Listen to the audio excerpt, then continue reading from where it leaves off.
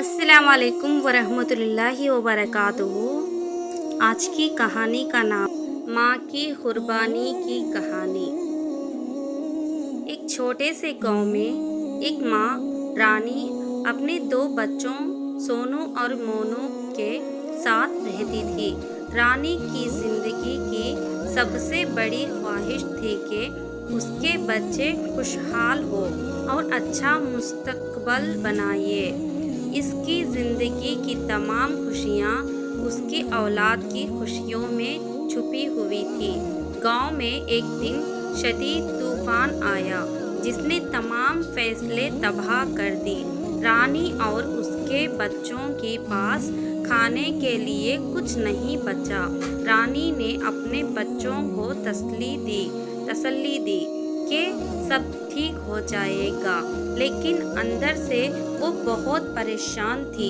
रानी ने सोचा कि अगर वो कुछ खाना हासिल कर सके तो बच्चों को आराम से गुजारा करवा सकती है, लेकिन सब कुछ ख़त्म होने के बाद उसके पास कोई इख्तियार नहीं बचा था।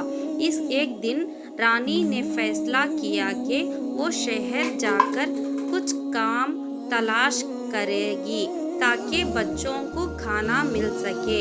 शहर में रानी ने कई जगहों पर काम के लिए दरख्वास्त दी, लेकिन हर जगह उसे नाकामी मिली। आखिरकार एक रोज़ उसे एक मकान में सफाई का काम मिला। मकान का मालिक एक शिकागो थी जिसने उसे सफाई का काम करने के लिए रखा।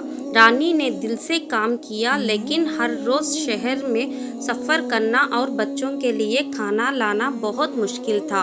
एक दिन रानी को अपने बच्चों के लिए एक छोटी सी तोहफ़ा खरीदने का ख्याल आया। उसने अपने सब पैसों को बचाकर एक खूबसूरत कठपुतली खरीदी जो बच्चों को बहुत पसंद थी। जब उसने वो कठपुतली बच्चों को दी तो उनकी आंखों में खुशी के आंसू थे। रानी ने सख्त मेहनत की और आखिर माली हालात बेहतर हुई। वो अपने बच्चों की ज़िंदगी बेहतर करने में कामयाब हुई। जब उसने अपने कामयाबी की दास्तान सुनाई तो उसने कहा, बच्चों, मैंने अपनी तमाम मुश्किलात और कुर्बानियाँ आपके लिए दी है, क्योंकि आपकी खुशी मेरे सबसे बड़ी कामयाबी है। ये कहानी हमें सिखाती है कि माँ की मोहब्बत और कुर्बानी की कोई कीमत नहीं होती।